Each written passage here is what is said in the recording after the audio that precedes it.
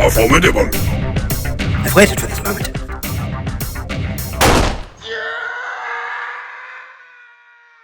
Welcome to the motherfucking lady. We're covering today's top boxing news.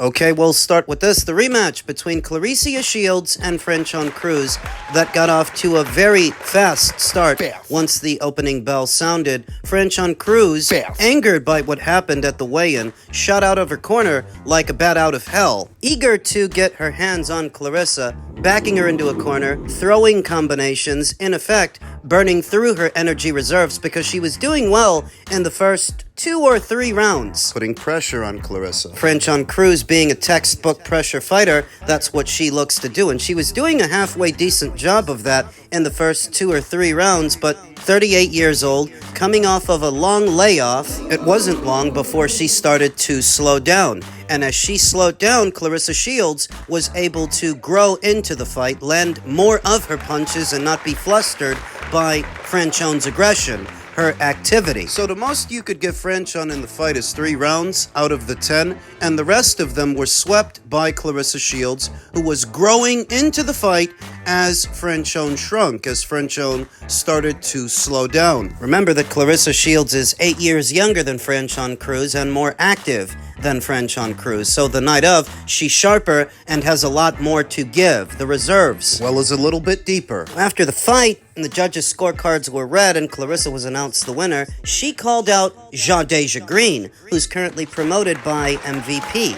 Veteran boxing scribe Jake Donovan, reacting to that call-out, said, "I'm glad Claressa mentioned Jadeja as a desired opponent. Shields versus Michaela is a life-changing fight for both whenever it happens, but they still have a lot of work to do out there. Rather see Claressa get a shot at undisputed first, whether it's at 147 or 154. Shields versus Mayer is a life-changing fight? Whose life is being changed by that? Michaela Mayer set her limit for a Claressa Shields fight, saying, "The only thing I'm staying firm on is the money and the weight." Mayer is ready to make the mega fight with Shields happen anywhere, but she won't go higher than 160, where Claressa wants it at 165. And of course, the money. You have to address the money. If what you want is a naturally smaller fighter like Michaela Mayer to move all the way up there to middle or super middle, you have to pay her in kind. You've got to pay her right. It's got to be worth it financially. It's got to be worth it in terms of legacy, because currently, Claressa Shields doesn't hold any belts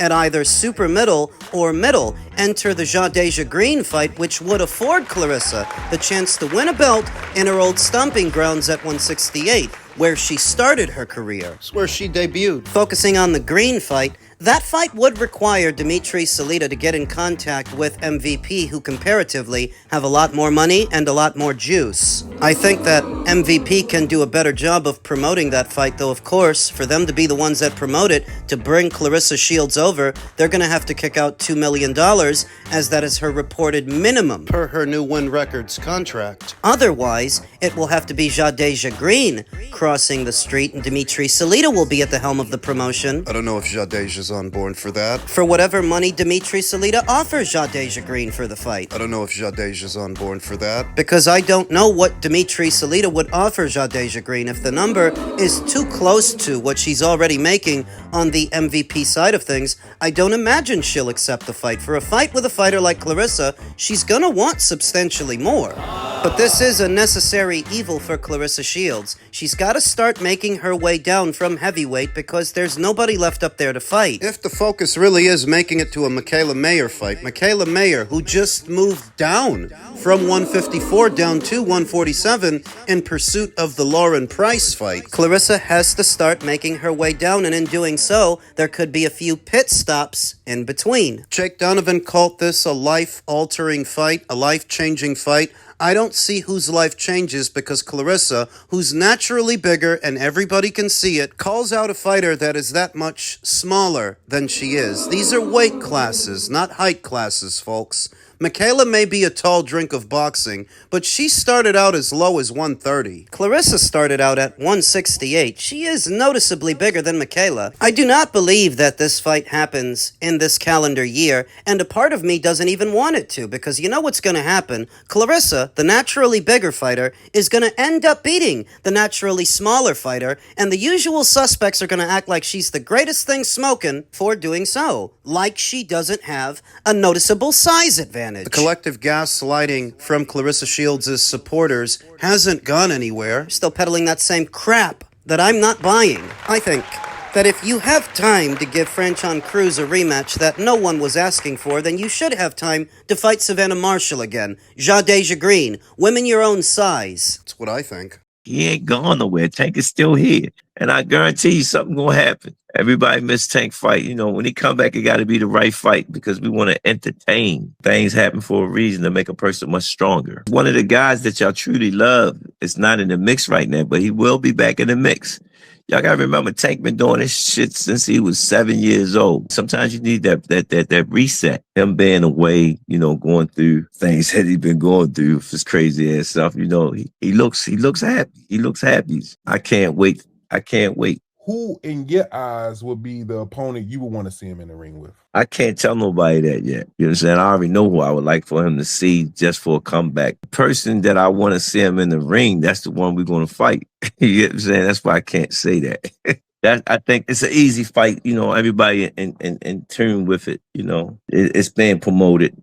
Right under y'all nose is being promoted. Y'all don't even see. What fight coach Calvin Ford is hinting at, your guess is as good as mine. He says that Tank's next fight is going to be an easy one. As opposed to all the dangerous and difficult fights he's had? And that it's being promoted right under our noses, and we don't even see it. But what about Tank's latest domestic abuse case, and whatever sentencing might come down as a result of that? If they're charting a course for Gervonta Davis's ring return, in the midst of all of that, they must be very confident that he's going to beat the case. Should they be, though? I'm not sure, because last I checked, the official police report in association with the case says there's CCTV that corroborates the victim's account of events. It shows Gervonta Davis walking into this woman's place of work, grabbing her, and dragging her into the parking lot. There's footage. For a guy who was already on 3 years probation for a separate incident, it's a little hard to imagine that you're going to beat that one. You're going to have to do some kind of time. Something. Previously, he was sentenced to house arrest for a period,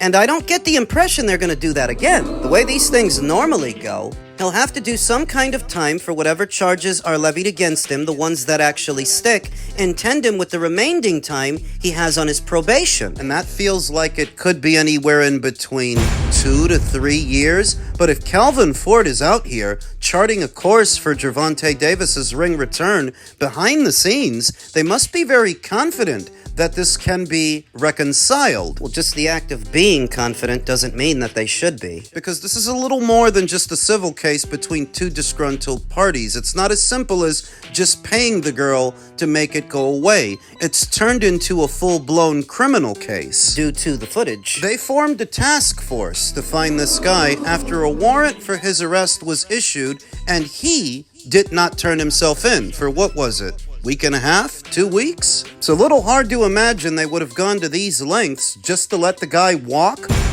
Well, stranger things have happened. That's suspicious. On the presupposition that Gervonta Davis is somehow able to find a way around all of this and resume his boxing career. That's weird. Wasn't he the one that said that he wanted last year to be his last year in the sport of boxing, that he wanted to retire, seek therapy, calm down, become a better person? Didn't he say all of that? He did. The walls were closing in on him, and it was becoming harder and harder to stay a resident of PBC Island when resources were becoming scarce. If what you were looking for was another payday like the one you got for Ryan Garcia, There weren't many, if any, left. At 135 pounds, what big names were there have since moved on. Shakur Stevenson, Devin Haney, Teofimo Lopez. He's been made a champion in recess by the WBA. The full title is supposed to be on the line in the upcoming Schofield versus Body fight. being a champion in recess, whenever Gervonta Davis wants to challenge the winner of that fight for the full title, he can, based on his designation. Does he want to? I don't know. but there's not a lot left on his side of the street for him to do, at least not at 135. Not at the PBC. Is he going to stay at the PBC? Because they're hemorrhaging fighters left and right. Fighters are jumping ship, leaving the island, and washing up on the shores of Zuffa. Is it outside of the realm of possibility that Gervonta Davis could do the same? He is a coward, and you have to remember that a lot of the decision-making that goes into Gervonta Davis's career is centered around whatever is safe, not whatever pays the best. No, not just. I know the fight that he needs to have, the unfinished business that remains unfinished with Levant Roach, when last we saw him. That's the fight he needs to have. That's the one. Lamont is free, coming off yet another draw with a common opponent in Isaac Cruz. Is that the fight that Calvin Ford is hinting at? The one that's being promoted right under our noses? Quote unquote. There still is a need for Gervonta Davis to redeem himself against an opponent he was so widely favored to beat, who had been beaten already by the likes of Jamel Herring. The way I see it, Gervonta Davis could schedule a rematch with Lamont Roach, knock the guy's head clean off his shoulders, and it still wouldn't do it for me because you would have needed 2 fights for 1 win over that guy, where Jamel Herring only needed 1. And you're supposed to be better than a Jamel Herring. You're supposed to be one of the best boxers in the world. You're supposed to be. Now, what would have happened to Gervonta Davis's waning interest in boxing, that wavering commitment, perhaps under threat of spending the foreseeable future inside a cell? He decided he likes boxing again, and he would rather do that. Well, that's nice, but I don't really think it's up to him. There are a lot of questions that need answers when it comes to the future of Gervonta Davis's boxing career that I'm still not interested in, by the way. But that's the story. That's the news. Calvin Ford, his career-long trainer, is charting a course towards Gervonta Davis's ring return, and apparently the fight is being promoted right under our noses. You can make of that what you will. I do believe, Coach, that the rehydration maybe could have impacted, whether that made him sick or whatever it was.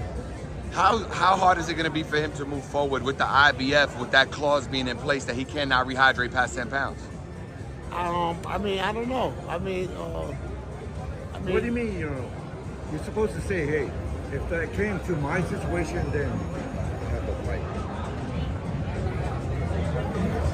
Why is a member of the media playing devil's advocate and volunteering reasons for Richards and Hitchens to have withdrawn from this past weekend's fight? That it was the rehydration clause, the one that only the IBF enforces. And why was veteran trainer Lenny Wilson at a loss for words? If it was in fact the rehydration clause, why didn't he just say that? Listen, if the problem is the rehydration clause, you know that clause is waived in the event of a unification match if there's more than one alphabet title on the line. Say you target a fight with this division's WBA champion Gary Antoine Russell, who fought on Saturday, there won't be a cap of any kind. Say you target a fight with this division's WBC champion Dalton Smith. Same deal. I don't really believe that Richardson Hitchens fell ill on Saturday. I think he knew he was in store for a hard fight, just like the one he had with Gustavo Lemos. That's why his trainer, Lenny Wilson, was at a loss for words, because he knows it's all bullshit.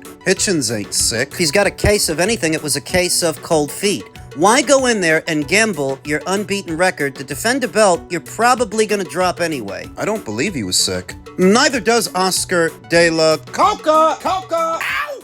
I've literally never heard of a fighter hours before a fight get food poisoning. I don't know, but something's fishy here. They're called nerves. You fight through it. You did the weigh-in last night.